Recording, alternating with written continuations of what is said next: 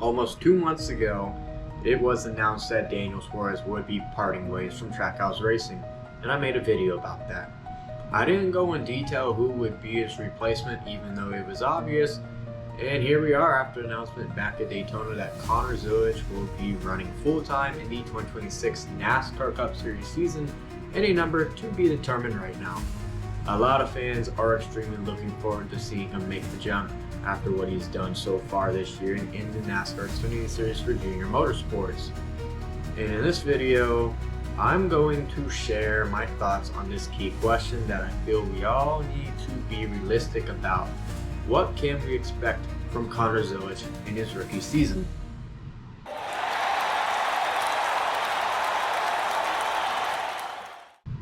Hello everyone, I hope you are doing well and all.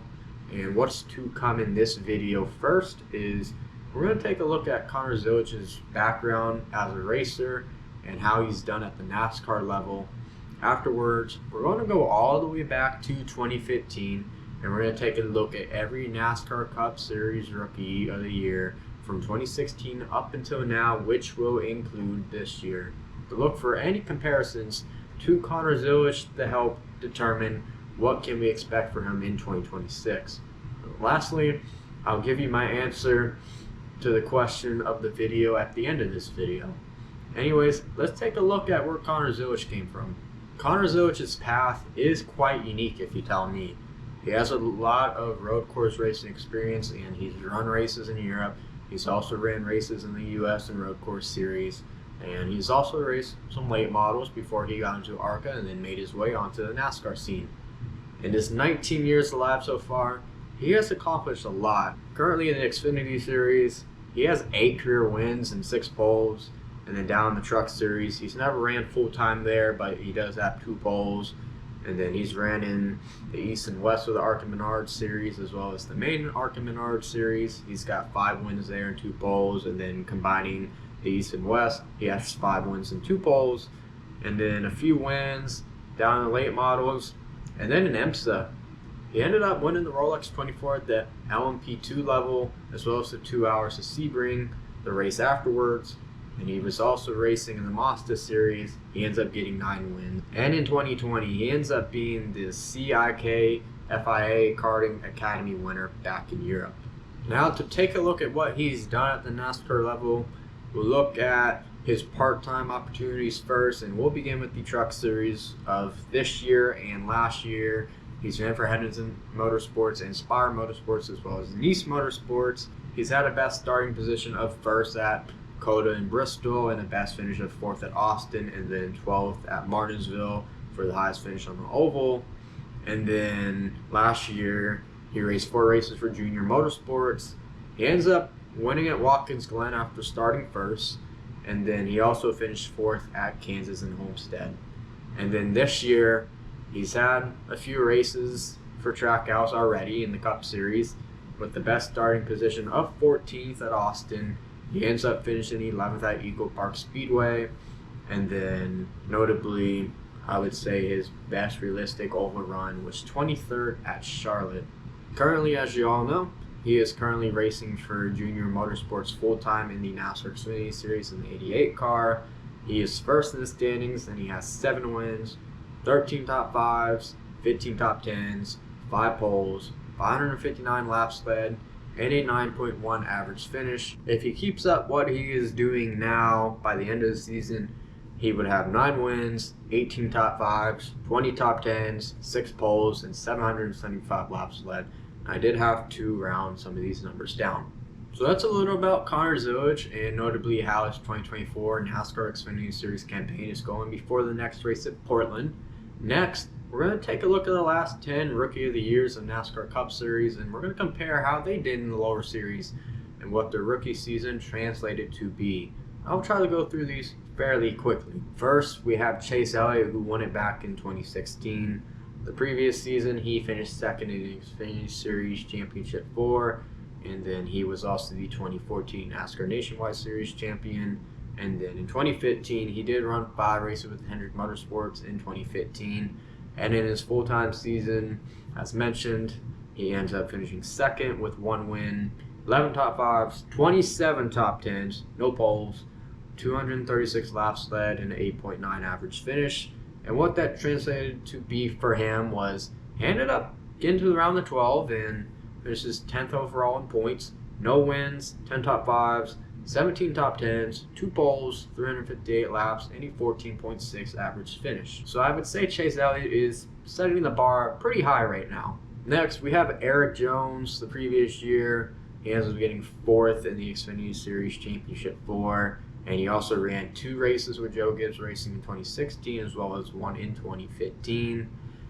In his Xfinity Series season in 2016, he ends up getting 4 wins, 15 top 5s, 20 top 10s, 9 poles, 627 laps led with a 11.6 average finish.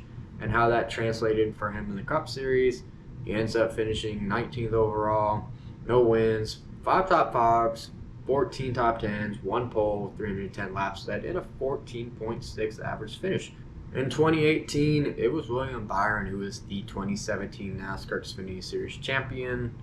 That year, he ended up getting 4 wins, 12 top 5s, 22 top 10s, 2 poles, 262 laps led, and a 10.4 average finish. And he had no Cup Series experience before then. That all ended up translating to 23rd in points, no wins, only 4 top 10s, no poles, 61 laps led, and a 22.1 average finish. We do see this trend here. No Cup Series experience. Not a very good year. In 2019, it ended up being Daniel Hemrick, who finished 3rd in the 2018 NASCAR Xfinity Series Championship 4, and he also ran 2 races with RCR in 2018. That season in Xfinity, he didn't get any wins, but he got 16 top 5s, 23 top 10s, 4 poles, 440 laps led, and a 9.0 average finish. And how that translated for him in the Cup Series, 25th. No wins, just 1 top 5, 2 top 10s, 1 pole, 22 laps led, and a 22.5 average finish. He can run very consistently, but if you can't win, you're not going to last in the Cup Series for long. And spoiler alert, he's the only driver on this list that's not racing Cup right now. In the interesting year of 2020, this ended up being Cole Custer after back-to-back second place finishes in the NASCAR Xfinity Series standings. And he also ran 3 races with Rick Rare Racing in 2018.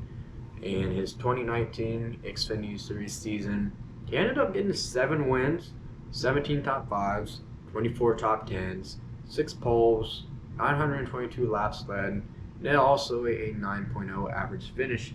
And how that translated for him, he ends up getting knocked out of the round of 16 and finishes 16th overall because he ended up being a surprise winner at Kentucky.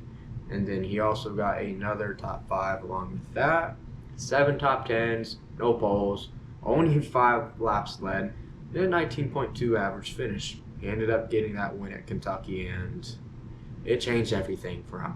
In 2021, Chase Briscoe was Rookie of the Year after finishing 4th in the 2020 NASCAR Xfinity Series Championship 4, a season that he had 9 wins, 16 top 5s, 22 top 10s, no poles, 1,032 laps led, and an 8.4 average finish.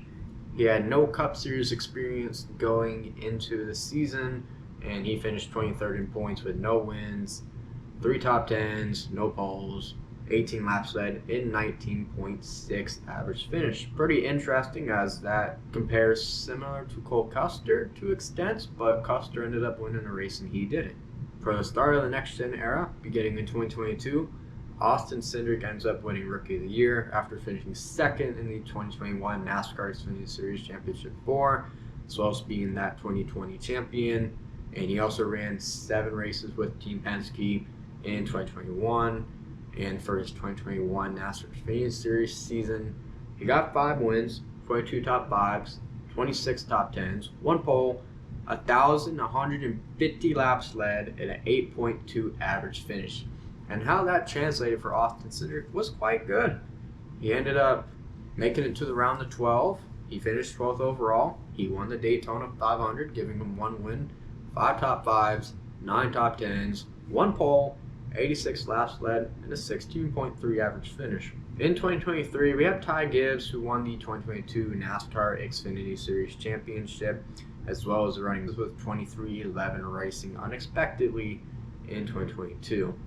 For that championship winning season, he got 7 wins, 16 top 5s, 23 top 10s, 5 poles, 990 laps led, and a 9.2 average finish. And how that translated for him in the Cup Series was fairly well. He ended up finishing 18th in points with no wins, 4 top 5s, 10 top 10s, no poles, 112 laps led, and an 18.4 average finish. For 2024, this is where we just see a complete different path, and this one ends up being Carson Hocevar. He was running full-time in the NASCAR Cup Series, and he finished 4th in that championship but also during 2023, he also ran 9 races of his Legacy Motor Club and Spire Motorsports in the Cup Series, and then in the Xfinity Series, he ran 5 races with Spire Motorsports and then 1 with SS Greenlight Racing. For his Truck Series season, he got 4 wins, 11 top 5s, 13 top 10s, no poles, 271 laps led, and an 11.6 average finish.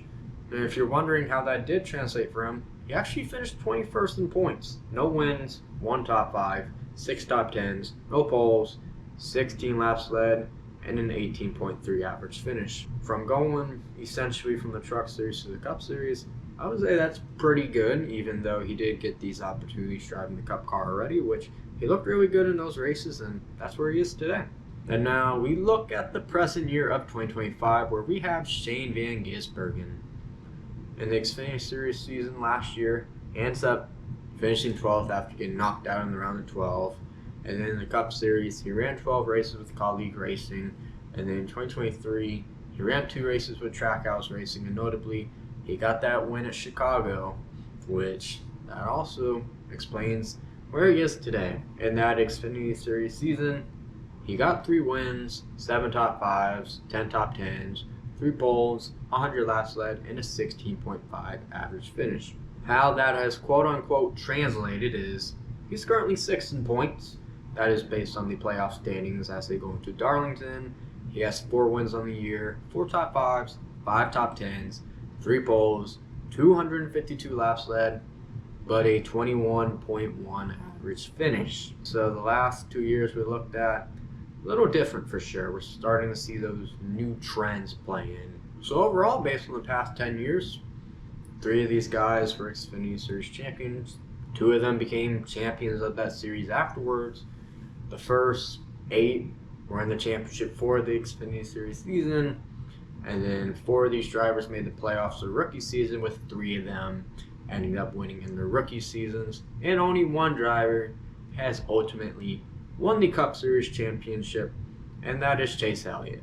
Comparing Connor Zilisch's projected numbers at the end of this season, for wins, he could line up with the likes of Chase Briscoe for top 5s. I'm looking at Cole Custer, top 10s. We'll go to Eric Jones, and if we're looking for that consistency, we'll give it to Austin Cindric. And then the 6 poles, we'll also line it with Cole Custer. And then laps led, that is compared to Eric Jones. Alright, so before we get into the big question, I do have this little question. And is there a true comparison to Connor Zilisch? And honestly, I believe Zilisch is just in his own league, honestly. And it's hard to compare other drivers to him, honestly. He has came up in his own unique way, in my opinion, from racing in Europe, which has helped establish himself on the road courses, as well as racing in IMSA, which is something we've also seen Austin Cindric do notably. He's also won the higher up late model series, and he's dominated many ARCA races before coming onto the NASCAR scene and immediately establishing himself as a winner. And he is also very young, and he'll be racing the Cup Series at 19 years old, which the last time we saw a Cup Series driver running full-time at 19 years old, that was Joey Logano. And he's now a 3-time Cup Series champion, and very unlikely, but possibly, he could become a 4-time Cup Series champion at the end of the season once Connor Zilisch arrives on a full-time basis. That is a driver overall I feel is a great comparison of the hype compared to Zilisch due to his potential and what he can do, but we're also trying to create a more realistic expectation for his 2026 rookie season, and with today's format, that can be a hit or miss. So now for the big question, what can we expect from Connor Zilisch in his rookie season? For me, I do believe he will contend on the road courses and he'll learn a lot at Trackhouse Racing, and he'll be running in the chartered car, not a non-chartered car. I still believe Shane Van Gisbergen will be on top, but as Zilisch grows, I believe he can absolutely challenge him and be a Cup Series winner fairly soon. He's already beat him out in the Xfinity Series at Sonoma earlier this year. I also feel a way, and this may not be a popular opinion at all, but he may be a little reckless like Carson Hocevar, which Zilisch did show flashes of that at the start of the year, which he also had some mistakes under pressure, but he has grown from that. But the Cup Series will be a whole different level, and that's a really good way to miss out on some points. And he could just have an overall season like Briscoe and Byron, which were two drivers that came in to the Cup Series with no experience. I also see it being unlikely he finishes outside the top 24 in points during his rookie season, and he should absolutely win Rookie of the Year with ease. I don't expect another rookie right now, and the garage, as mentioned in the Suarez video, looks locked up. It still looks locked up, but we do have all these court hearings with 4 teams and 2 different court hearings currently going on right now, and that could shuffle things big time for all we know, so something we'll keep a lookout for. But anyways, the concerns I do have for him is going to be the adaptation to the next gen car and trying to stay clean at the Cup level, which for reference, he has wrecked in all 3 of his Cup Series starts this year, and I'm not blaming him for any of those at all, but I have seen, as mentioned, how he did race at the start of the Xfinity Series season, so if he can just clean that up, I think he'll be good. And overall, his ceiling for me, it's going to be making it to the round of 12 like Chase Elliott did, and rock bottom for me would be 24th in points. And for me, honestly, I'm eyeing more of a 19th place finish in the point standings, and I do feel you do need to be patient as he is 19 years old, and yes, he's blowing the Xfinity Series out of the water, and Trackhouse Racing is building something great. I'm sure we'll see some top 10 runs for him and the occasional top 5 run. At the end of the day, right now, it will be a project, and you do need to be patient with it. And we're also going to see who he has as a crew chief as well. That will do it for me. I hope you ended up enjoying this video, as honestly this is more NASCAR history than anything, which it did give some good memories and some remembrance about some things as well. We also have the Crown Jewel race this weekend, as the Southern 500 at Darlington is this weekend on Labor Day weekend. So that is going to be a thorough to kick off the Cup Series playoffs. We'll also see the last Xfinity Series race at Portland notably, so maybe Zilisch ends up fighting win for 8 on the year, heading on to the 88 car. And coming up on the channel, I'll be at the Enjoy Illinois 300, so that race vlog will release the Monday or Tuesday after the race. We'll just have to see. Anyways, I'm going to end it here, so thanks for watching, and hit that subscribe button when you get a chance to do so, and have a blessed weekend. Take care, y'all.